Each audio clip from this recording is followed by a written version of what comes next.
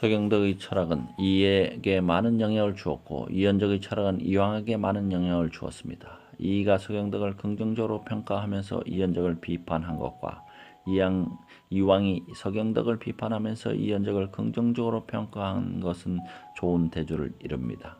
특히 이현적의 주장에는 주의를 비롯한 중국 성리학자의 말을 그대로 인용한 부분이 많지만 중국 학자들의 견해를 답습하지만은 않았습니다. 오히려 진리를 어떻게 얻을 수 있는가를 따지는 수양의 문제로 나아감으로써 중국 학자들의 논점을 한국적 모습으로 바꾼 공이 큽니다.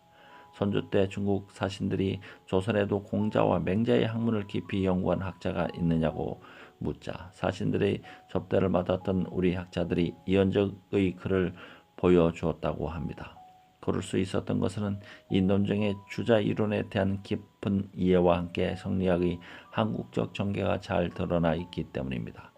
이현적의 논쟁은 조선 성리학의 터전을 굳건히 다졌다는 점에 큰 의미가 있습니다. 조선 초기 학자였던 공근과 정노조는 고려의 지배 이념이었던 불교에 대항해 조선의 이념을 만드는 과정에서 불교를 배척하는 글을 여러 편 썼습니다. 그 위에서 성리학의 관학화가 이루어진 것입니다. 이현적은 이 연장선 위에서 불교와 노장적 견해를 바탕으로 성리학을 이해하는 데 태도를 배척함으로써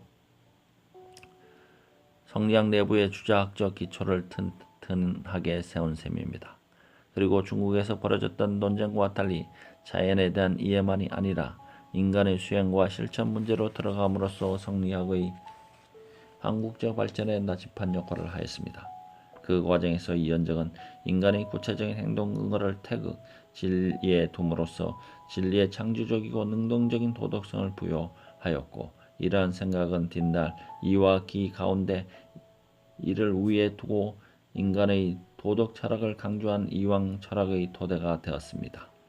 이 같은 이현적의 논쟁을 당시 사회와 연관시켜 본다면 어떠한 의미를 담을 수 있을까요? 이현적은 태극 즉 진리가 만물에 앞서는 궁극적 본질이지만 구체적으로 경험 세계를 떠나 있는 것이 아니라고 보았습니다. 이런 이현적의 주장에는 진리가 단순히 사물의 존재 법칙이 아니라 인간의 모든 생활에 구체적으로 살아 움직이는 것임을 강조하는 생각이 담겨 있습니다. 그래서 인간이 자기 내면에 담긴 경건성에 기초한 수양과 실천의 잘잘못을 바로 잡는 외적 검증의 토에 그 원리를 깨닫고 이에 충실히 따른다면 도덕적 실천이 가능하다고 보았던 것입니다. 이것은 인간의 본성이 곧 도덕 원리라는 확신과 아울러 마땅히 그 본성을 실현시켜야 한다는 주장인 셈이며 본성의 능동적 발현을 통해 바람직한 사회 건설이 가능하다고 본 것입니다. 그렇다면 이현적이 이를 강조한 의미는 어디에 있을까요? 어떤 철학도 그것이 만들어진 당시 사회 조건을 벗어날 수는 없습니다. 따라서 이현적의 논쟁도 당연히 그가 살았던 사회와 연관해 이해해야 할 것입니다. 이현적이 살았던 15세기, 16세기에는 사회 곳곳에 문제점이 드러나기 시작한 때였습니다. 그리고 그 문제들은 무오, 갑자, 기묘, 을사사화로 이어진 4대 사화로 나타났습니다. 무오 사화는 역사를 기록하는 사관이었던 김일순이 스승 김종족이 쓴 조의 제문을 성종실록에 끼워 넣었다가 이를 별미로 홍구파가 살인파를 몰아낸 사건이었습니다. 조의 제문은 중국에서 항우가 어린 임금 의제를 죽였다는 사실을 슬퍼하는 내용인데 이는 세조가 단종을 죽인 일을 빗댄 것이라고 하여 많은 사림이 죽임을 당하였습니다. 갑자사화는 성종 때 쫓겨난 연산군이 어머니를 복권시키면서 폐비 축출에 관여하였거나 복권에 반대한 사람들이 대거 죽인 일이었습니다. 이 두 사화는 모두 연산군 때 일어납니다. 기묘사화 살인파의 우두머리격이었던 조광조와 함께 그를 따르던 살인파를 모두 내문 사건이었고 을사사화는 앞에서 본 것처럼 명정의 외척이 인종의 외척을 내몬 사건이었습니다. 기묘사화와 을사사화 모두 중종 때 일어난 일입니다. 4대 사화의 공통적으로 후구파 기송 관료와 살인파 신진 관료 사이의 대립이었습니다. 홍구파는 왕의 주변에서 권력을 휘두르던 사람들이고, 살인파는 고려가 망하면서 한때 정치를 등지고 자연에 묻혀 지냈으나 조선이 안정화된 뒤 다시 정치를 통해 사회를 바로잡으려고 했던 사람들입니다. 4대 사화 동안 자신의 수행에 성실하였고 이를 바탕으로 도덕적인 사회를 만들기 위해 애쓰던 양심적인 지식인 대부분이 죽거나 기양가는 어려움을 겪었습니다. 바로 이 같은 살인파들의 의식이 조원보와 논쟁을 벌였던 이현적의 주장에 녹아들어 있습니다. 더구나 이현적 자신도 마지막 사화였던 을사사화에서 유배를 당한 채 돌아오지 못하고 죽습니다. 이현적의 논쟁을 통해 태극, 즉 진리가 일상적인 삶 속에 있으며 인간의 본 모습은 이 원리에 충실히 따름으로써 인간다움을 실현해 가는 것이라고 주장한 것은 권력의 빌부터 자신들의 이익만을 추구하는 홍구 세력에 대한 비판이었던 셈입니다. 또한 인간의 본성이 곧 도덕 원리라는 확신을 바탕으로 본성의 능동적 발현을 통해 바람직한 사회를 건설할 수 있다고 본 것은 곧 살인들의 정당성을 밝히려 한 것입니다. 이처럼 도덕성을 강조한 이현적의 주장은 귀양지에서 쓴 진수팔구에 보이듯 임금의 품성을 바로잡아 도덕의 바탕을 둔 올바른 정치를 통해서 사회국가의 도덕성을 회복하려 한 노력으로 나타났습니다. 봉건 전제주의 아래서는 최고 권력자가 임금일 수밖에 없으며 따라서 임금의 마음을 사로잡는 일이 사회개혁의 첫걸음이라는 생각은 당연한 것이었습니다. 하지만 이 같은 주장은 근본적으로 백성을 위한 주장이었습니다. 그 까닭은 백성들의 삶이 임금이 바른 정치를 하느냐 못하느냐에 달려있기 때문입니다. 그래서 도덕 실현의 현실적 수혜자인 백성을 정치의 근본으로 삼아야 한다는 주장으로 이어집니다. 그러나 이현적의 철학에는 문제점도 많습니다. 무엇보다도 이현적은 주장이 관념적 성격을 가지고 있어서 당시 점점 커져가는 사회의 모순을 바로잡을 수 있는 대안이 되기에 부족했습니다. 당시 사회 모순 가운데 가장 큰 것은 토지 제도였습니다. 조선의 집권 세력은 조선 초기부터 엄격한 토지 조사를 실시합니다. 그 이유는 고려 말 정권이 약해진 틈을 타 토지 대장에 누락된 토지가 엄청나게 많았기 때문입니다. 특히 그러한 토지의 소유자들은 대부분 고려의 귀족들이었습니다.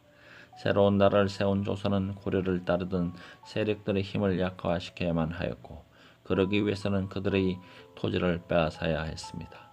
이러한 목적에서 엄격한 토지 조사를 실시한 결과 태종 때의 토지 대장에 오른 농토의 면적은 고려 말 토지 대장의 2배에 가까웠고 세조 초기에 3배에 가까웠습니다. 따라서 조선 건국에 공을 세운 공신들에게 많은 토지를 나누어 줄 수 있었습니다. 이 토지들은 대부분 서울 인근 경기도 부근의 땅이었고 한번 하사받으면 자손 대대로 물려줄 수 있었습니다. 이런 제도를 과전제라고 합니다. 그러나 조선 초기부터 2차례 왕자의 난을 치렀고 세조의 집권 과정에서 생겨난 공신연산군을 몰아낸 증종, 반정의 공신 등이 생기자 토지는 한정되어 있는데 나눠줄 사람 점점 많아지면서 공을 세워도 토지를 주지 못하는 지경에 이르렀습니다. 이러한 모순이 14세기 말부터 두드러지자 벼슬에 있을 때만 토지를 받았다가 벼슬에서 물러나면 토지를 반납하는 직전제가 실시되기 시작합니다. 그나마 16세기는 이러한 직전제마저 무너지는 상황에 이르고 맙니다. 이러한 문제는 제도 개혁을 통해 바로잡을 수밖에 없습니다. 이현적처럼 도덕 수양을 통해 사회를 바로잡겠다는 생각은 이상적이긴 하지만 현실적 대안이 되기에는 부족했던 것입니다. 사실 이러한 점은 이현적 철학 구조가 지닌 약점이기도 합니다. 앞에서 보았듯이 서경덕처럼 기를 중시하는 사고는 기의 속성이 변화에 있기 때문에 자연의 변화나 사회의 변화를 강조하게 됩니다.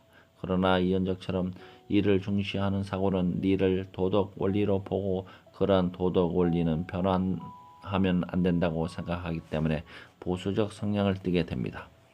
더구나 이를 체득하는 도덕적 완성은 사회 구조 문제가 아니라 개인의 엄격한 수양을 통해서 얻을 수 있는 것입니다. 따라서 앞서 보았듯이 이현적은 태극, 즉 진리가 본래 인간의 마음속에 있다고 생각했기 때문에 마음이 모든 가치를 만들어내는 근본이며 개인이나 사회의 실천 근거라고 보게 됩니다. 이 같은 생각으로 보면 어떠한 사회 문제도 그 원인이 사회 구조에 있는 것이 아니라 개개인의 수양이 모자라서 생긴 것입니다. 따라서 이현적처럼 마음의 본래 모습을 회복하는 수양을 강조하고 임금의 마음을 바로잡아 사회 정의를 실현한다는 생각은 자칫하면 모든 문제를 정신적인 면으로 해결하는 경향을 띠게 됩니다. 또 다른 측면에서 본다면 이현적이 강조한 도덕은 봉건 전제 국가라는 당시 사회 현실을 감안할 때 왕권 유지를 위한 보수적 이념이 될 수도 있습니다. 본래 유학에서 강조하는 도덕 법칙은 인간관계에 지켜야 할 윤리였습니다. 그 대표적인 예가 상강오륜입니다.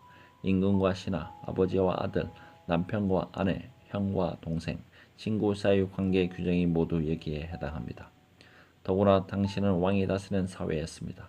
왕 중심의 사회가 흔들림 없이 질서를 유지하려면 왕권이 강해져야 할 것입니다. 따라서 리는 지배자를 위한 윤리가 될 수밖에 없습니다.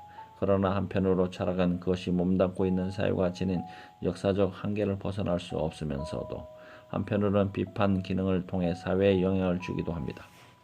이현적은 도덕 수양을 강조함으로써 전제 왕조와 관료 등을 견제하는 역할을 하였으며 양심적 지식인들의 견해를 논리적으로 담아냈습니다.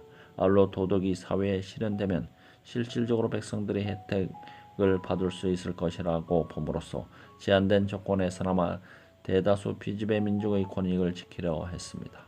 그러므로 이현적의 철학 속에 위에서 본 몇 가지 문제점이 들어있다고 하더라도 사상과 사회의 상호 발전 과정에서 본다면 전체적으로 긍정적인 평가를 내리게 됩니다. 이 중심의 철학의 뿌리가 된 이현적의 사상, 이현적의 철학의 뿌리는 주자학이었습니다. 그래서 훗날 조선시대 임금 가운데 드물게 학자적인 모습을 보였던 정조는 이현적의 글에 서문을 붙이며 주자를 잘 배웠다고 평가하였고 후대 사람들도 이현적을 서경덕, 이황, 이희, 임성주, 기정진과 함께 조선조 성리학의 6대가 가운데 한 사람으로 꼽았습니다.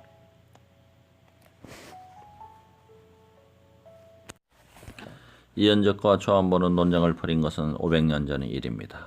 논쟁의 중심 주제는 인간의 도덕이었습니다.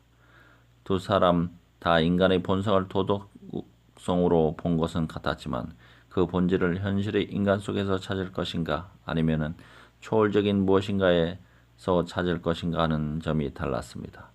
유학은 본래 종교적이기는 하나 종교는 아닙니다. 죽은 뒤 내세를 문제 삼지 않고 하나님 같은 믿음의 대상도 없기 때문입니다.